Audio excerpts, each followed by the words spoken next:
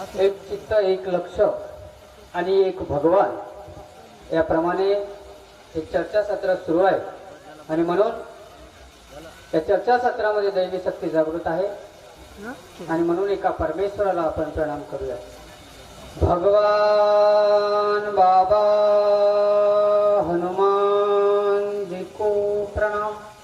महान त्यागी बाबा जुमदेव जी को प्रणाम। परमात्माए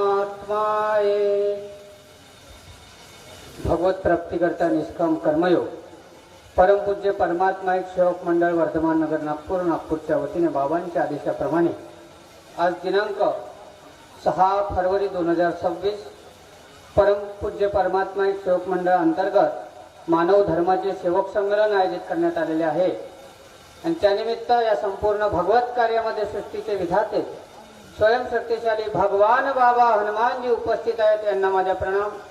मानव धर्माचे संस्थापक सद्गुरु महान त्यागी बाबा जुमदेवजी उपस्थित आहेत। यांना माझा प्रणाम। आईची ममता मातोश्री वाराणसी ठोबरीकर ह्या उपस्थित आहेत। यांना माझा प्रणाम।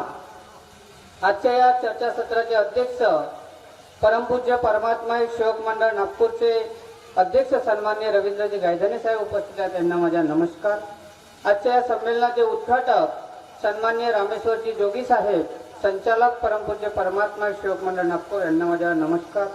त्याचप्रमाणे मंचकावर उपस्थित मंडळाचे सचिव सन्माननीय किरणजी राऊत साहेब यांना माझा नमस्कार। त्याचप्रमाणे मंडळाचे कोषाध्यक्ष सन्माननीय सुबेशजी दहेकर साहेब यांना माझा नमस्कार। त्याचप्रमाणे मंडळाचे सहसचिव सन्माननीय प्रदीपजी चौधरी साहेब यांना माझा नमस्कार। त्याचप्रमाणे मंडळांतर्गत ज्येष्ठ मार्गदर्शक सन्माननीय जगन्नाथजी सोनकुसरे काकाजी यांना माझा नमस्कार। त्याचप्रमाणे मंडळांतर्गत माजी सचिव सन्माननीय मेहर साहेब यांना माझा नमस्कार। त्याचप्रमाणे मंडळाचे माजी संचालक सन्माननीय ठाकर साहेब यांना माझा नमस्कार। आणि सातत्याने या समाजाला अंधश्रद्धा मुक्त करण्याकरिता महान त्यागी बाबा जुमदेवजी यांच्या विचाराने मानव धर्माचा प्रचार प्रसार करणारे सर्व आदरणीय ज्येष्ठ श्रेष्ठ मार्गदर्शक आणि उपस्थित सर्व सेवक सेविका बालगोपाल या सर्वांना माझा सप्रेम नमस्कार। कि मैं शब्दों की खैरात हूँ कि मैं शब्दों की खैरात हूँ। शब्द मेरे पास है मुर्दे जगा दूं शब्द से होता शुभ का रास है। तू पुकार उस परमात्मा को तू पुकार उस परमात्मा को जो हर पल तेरे पास है। जब परमात्मा तेरे पास है तब भी सेवक उदास है। आणि ही उदासी दूर करण्याकरिता हा परिसर अंधश्रद्धा मुक्त करण्याकरिता या परिसरातील सर्व ज्येष्ठ श्रेष्ठ मार्गदर्शक सेवक बांधवांनी हे सुंदर असं भगवत कार्य घडवून आणले। या सर्वांसाठी जोरदार टाळ्या होऊ द्या बांधवांनो। की धर्म न माझा धर्म न तुझा, की धर्म न माझा धर्म न तुझा। धर्मात असं काय आहे माणसाने माणसाशी माणसासम वागणे। हाच माझा धर्म आहे हाच माझा धर्म आहे।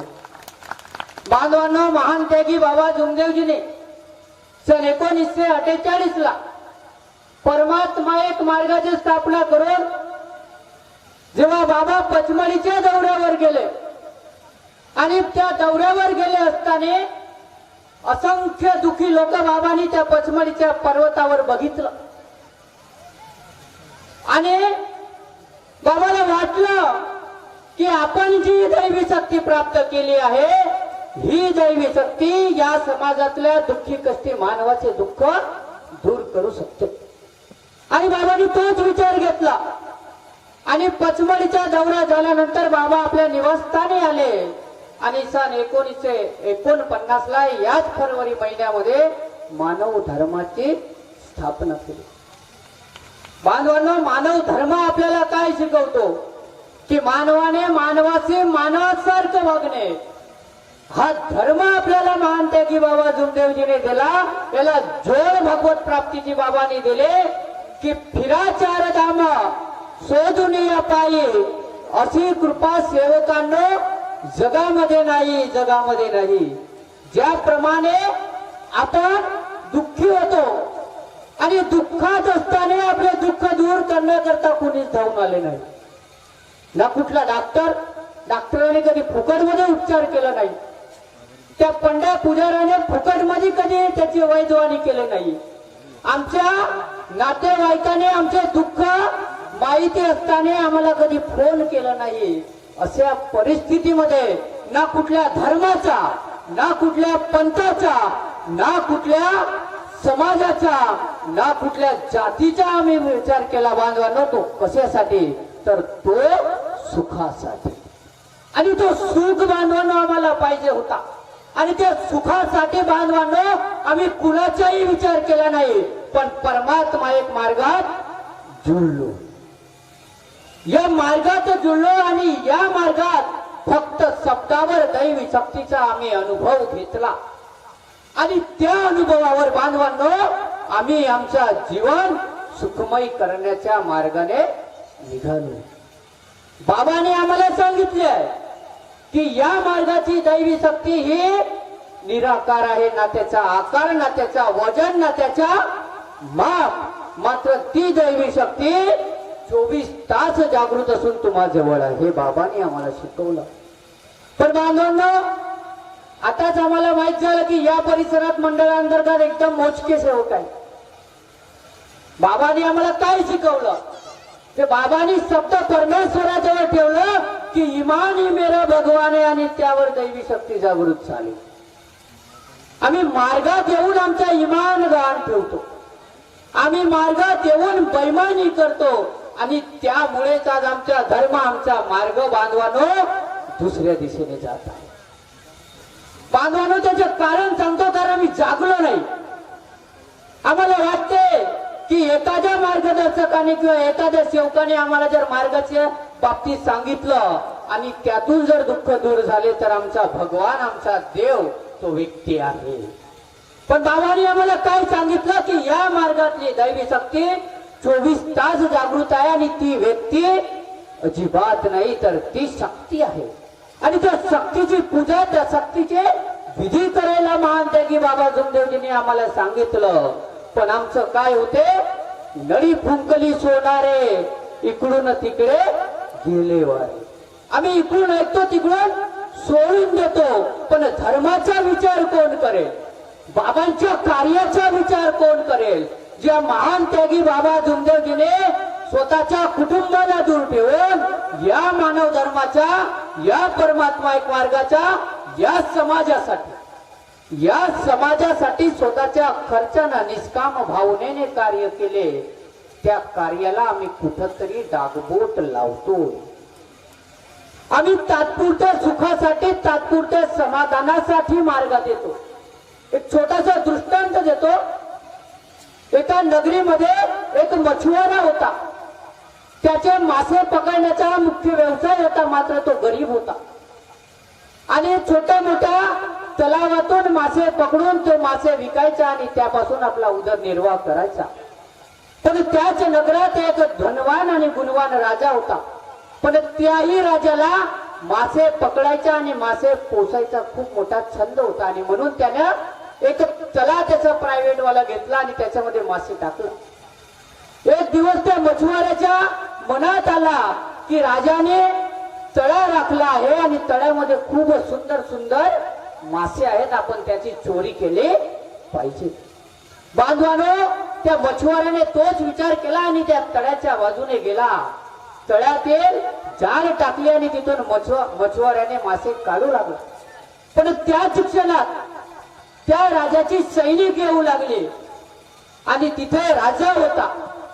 मछुआऱ्याने पाहिले आणि मछुआऱ्याला वाटले की आज आपल्याला दंड पडेल, राजाला आपण सापडू.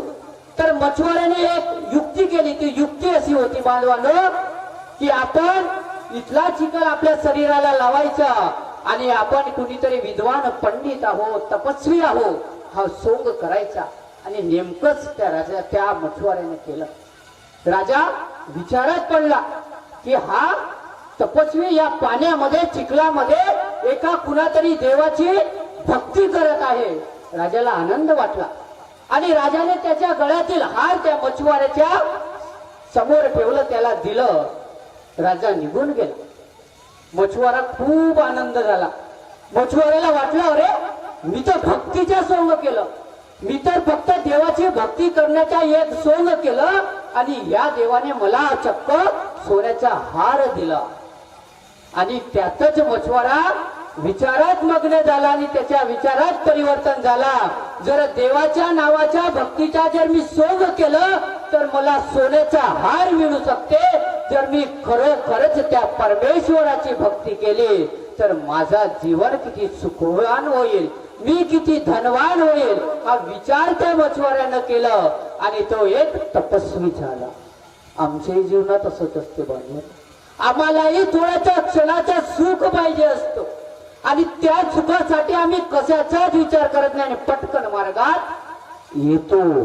पण बांधवानो, हा मार्ग काही एका पिढीपुरता आहे का? हो, एका पिढीत संपणार आहे का?